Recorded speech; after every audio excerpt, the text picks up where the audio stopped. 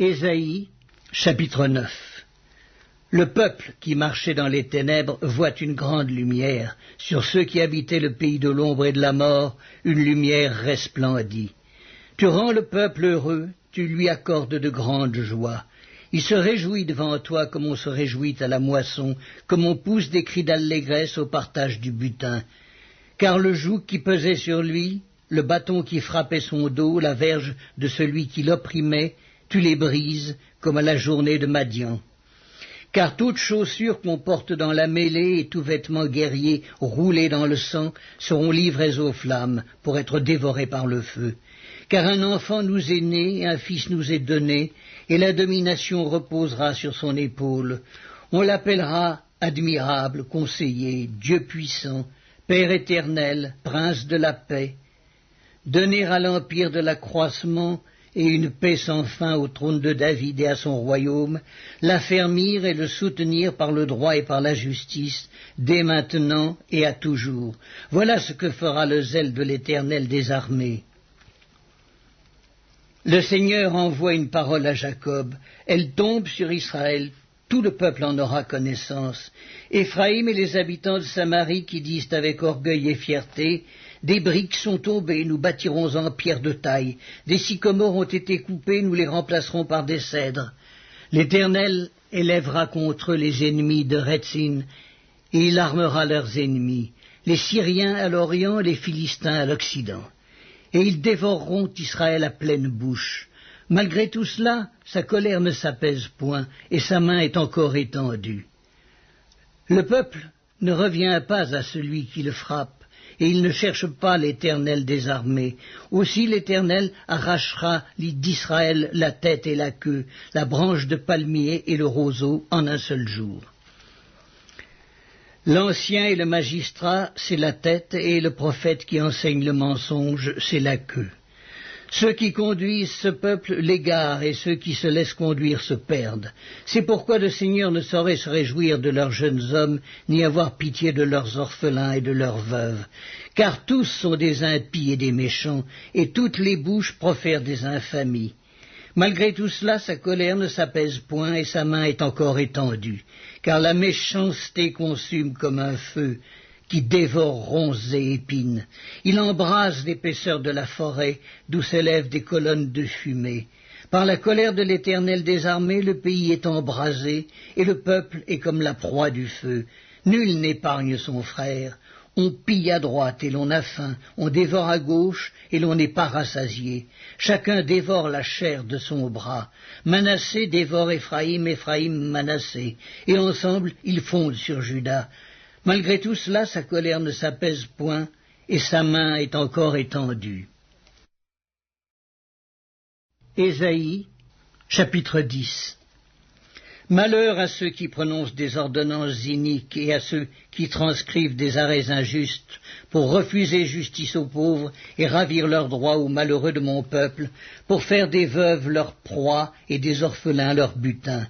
Que ferez-vous au jour du châtiment et de la ruine qui du lointain fondra sur vous? Vers qui fuirez-vous pour avoir du secours, et où laisserez-vous votre gloire? Les uns seront courbés parmi les captifs, les autres tomberont parmi les morts. Malgré tout cela, sa colère ne s'apaise point, et sa main est encore étendue.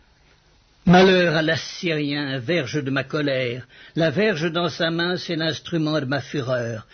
Je l'ai lâché contre une nation impie, je l'ai fait marcher contre le peuple de mon courroux, pour qu'il se livre au pillage et fasse du butin, pour qu'il le foule aux pieds comme la boue des rues. Mais il n'en juge pas ainsi, et ce n'est pas là la pensée de son cœur. Il ne songe qu'à détruire, qu'à exterminer les nations en foule. Car il dit, mes princes ne sont-ils pas autant de rois? N'en a-t-il pas été de Calno comme de Carchemish? N'en a-t-il pas été de Hamath comme d'Arpad? N'en a-t-il pas été de Samarie comme de Damas? De même que ma main a atteint les royaumes des idoles où il y avait plus d'images qu'à Jérusalem et à Samarie, ce que j'ai fait à Samarie et à ses idoles, ne le ferai-je pas à Jérusalem et à ses images? Mais quand le Seigneur aura accompli toute son œuvre sur la montagne de Sion et à Jérusalem, je punirai le roi d'Assyrie pour le fruit de son cœur orgueilleux et pour l'arrogance de ses regards hautains. Car il dit, c'est par la force de ma main que j'ai agi, c'est par ma sagesse, car je suis intelligent. J'ai reculé les limites des peuples et pillé leurs trésors, et comme un héros, j'ai renversé ceux qui siégeaient sur des trônes. J'ai mis la main sur les richesses des peuples comme sur un nid, et comme on ramasse des œufs abandonnés, j'ai ramassé toute la terre. Nul n'a remué l'aile, ni ouvert le bec, ni poussé un cri. La hache se glorifie-t-elle envers celui qui s'en sert ? Ou la scie est-elle arrogante envers celui qui la manie, comme si la verge faisait mouvoir celui qui la lève, comme si le bâton soulevait celui qui n'est pas du bois. C'est pourquoi le Seigneur des armées, enverra le dépérissement parmi ses robustes guerriers, et sous sa magnificence éclatera un embrasement comme l'embrasement d'un feu. La lumière d'Israël deviendra un feu, et son sein une flamme, qui consumera et dévorera ses épines et ses ronces, en un seul jour, qui consumera corps et âme, la magnificence de sa forêt et de ses campagnes. Il en sera comme d'un malade qui tombe en défaillance. Le reste des arbres de sa forêt pourra être compté, et un enfant en écrirait le nombre. En ce jour-là, le reste d'Israël et les réchappés de la maison de Jacob cesseront de s'appuyer sur celui qui les frappait. Ils s'appuieront avec confiance sur l'Éternel, le Saint d'Israël. Le reste reviendra, le reste de Jacob, au Dieu puissant. Quand ton peuple, ô Israël, serait comme le sable de la mer, un reste seulement reviendra. La destruction est résolue, elle fera déborder la justice. Et cette destruction qui a été résolue, le Seigneur, l'Éternel des armées, l'accomplira dans tout le pays. Cependant, ainsi parle le Seigneur, l'Éternel des armées, ô mon peuple qui habites en Sion, ne crains pas l'Assyrien, il te frappe de la verge et il lève son bâton sur toi comme faisaient les Égyptiens. Mais encore un peu de temps et le châtiment cessera. Puis ma colère se tournera contre lui pour l'anéantir. L'Éternel des armées agitera le fouet contre lui, comme il frappa Madian au rocher d'Horeb, et de même qu'il leva son bâton sur la mer, il le lèvera encore comme en Égypte. En ce jour-là, son fardeau sera ôté de dessus ton épaule et son joug de dessus ton cou, et la graisse fera éclater le joug. Il marche sur Éjat, traverse Migron, laisse ses bagages à Micmash, il passe le défilé, il couche à Géba, Rama tremble, Gibéa de Saül prend la fuite. Fais éclater ta voix, fille de Galim, prends garde, Laïs, malheur à toi, Anatoth. Madmena se disperse, les habitants de Gébim sont en fuite. Encore un jour de halte à Nob, et il menace de sa main la montagne de la fille de Sion, la colline de Jérusalem. Voici, le Seigneur, l'Éternel des armées, brise les rameaux avec violence. Les plus grands sont coupés, les plus élevés sont abattus. Il renverse avec le fer les taillis de la forêt, et le Liban tombe sous le puissant. Ésaïe, chapitre 11. Puis un rameau sortira du tronc d'Isaïe, et un rejeton naîtra de ses racines. L'Esprit de l'Éternel reposera sur lui, esprit de sagesse et d'intelligence, esprit de conseil et de force, esprit de connaissance et de crainte de l'Éternel. Il respirera la crainte de l'Éternel, il ne jugera point sur l'apparence, il ne prononcera point sur un oui-dire, mais il jugera les pauvres avec équité, et il prononcera avec droiture sur les malheureux de la terre. Il frappera la terre de sa parole comme d'une verge, et du souffle de ses lèvres, il fera mourir le méchant. La justice sera la ceinture de ses flancs, et la fidélité la ceinture de ses reins. Le loup habitera avec l'agneau, et la panthère se couchera avec le chevreau. Le veau, le lionceau et le bétail qu'on engraisse seront ensemble, et un petit enfant les conduira. La vache et l'ours auront un même pâturage, leurs petits un même gîte. Et le lion, comme le bœuf, mangera de la paille. Le nourrisson s'ébattra sur l'antre de la vipère, et l'enfant sevré mettra sa main dans la caverne du basilic.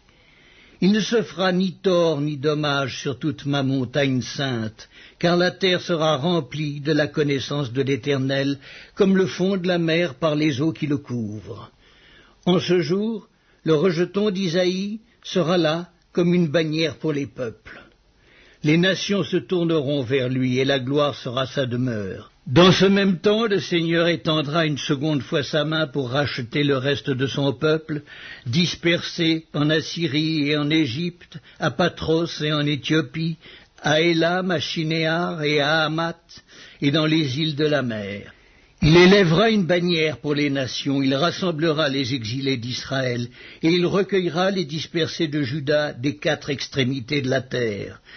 La jalousie d'Éphraïm disparaîtra et ses ennemis en Juda seront anéantis. Éphraïm ne sera plus jaloux de Juda, et Juda ne sera plus hostile à Éphraïm. Ils voleront sur l'épaule des Philistins à l'Occident, ils pilleront ensemble les fils de l'Orient. Édom et Moab seront la proie de leurs mains, et les fils d'Ammon leur seront assujettis. L'Éternel desséchera la langue de la mer d'Égypte, et il lèvera sa main sur le fleuve en soufflant avec violence. Il le partagera en 7 canaux, et on le traversera avec des souliers. Et il y aura une route pour le reste de son peuple, qui sera échappé de l'Assyrie, comme il y en eut une pour Israël le jour où il sortit du pays d'Égypte. Ésaïe, chapitre 12. Tu diras en ce jour-là, je te loue, ô Éternel, car tu as été irrité contre moi, ta colère s'est apaisée et tu m'as consolé. Voici, Dieu est ma délivrance, je serai plein de confiance et je ne craindrai rien, car l'Éternel est ma force et le sujet de mes louanges. C'est lui qui m'a sauvé. Vous puiserez de l'eau avec joie aux sources du salut, et vous direz en ce jour-là, louez l'Éternel, invoquez son nom, publiez ses œuvres parmi les peuples, rappelez la grandeur de son nom, célébrez l'Éternel, car il a fait des choses magnifiques, qu'elles soient connues par toute la terre. Pousse des cris de joie et d'allégresse, habitants de Sion, car il est grand au milieu de toi, le Saint d'Israël. Ésaïe, chapitre 13.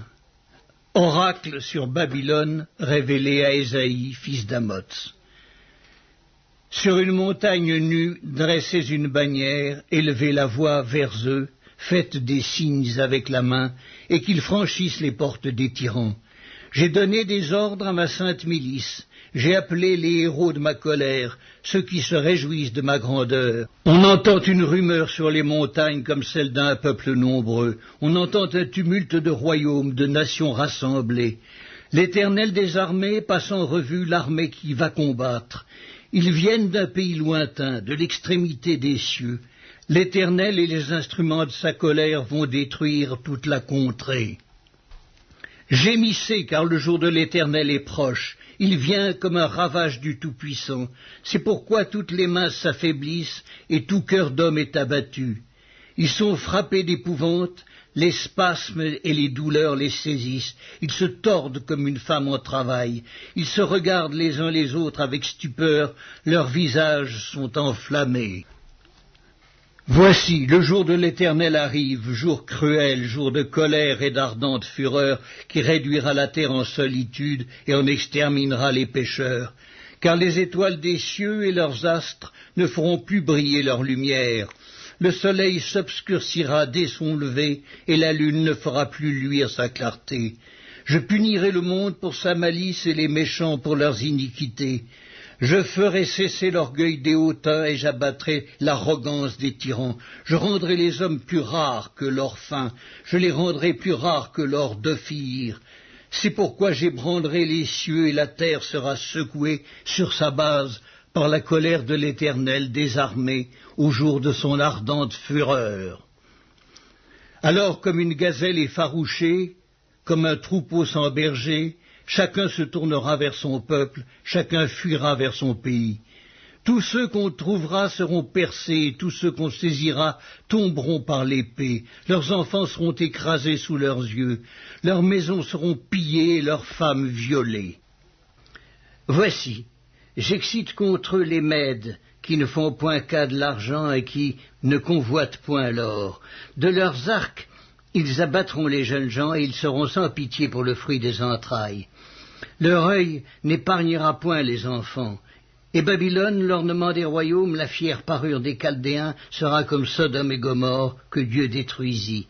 Elle ne sera plus jamais habitée, elle ne sera plus jamais peuplée. L'Arabe n'y dressera point sa tente, et les bergers n'y parqueront point leurs troupeaux. Les animaux du désert y prendront leur gîte. Les hiboux rempliront ses maisons, les autruches en feront leur demeure, et les boucs y sauteront. Les chacals hurleront dans ses palais, et les chiens sauvages dans ses maisons de plaisance. Son temps est près d'arriver, et ses jours ne se prolongeront pas.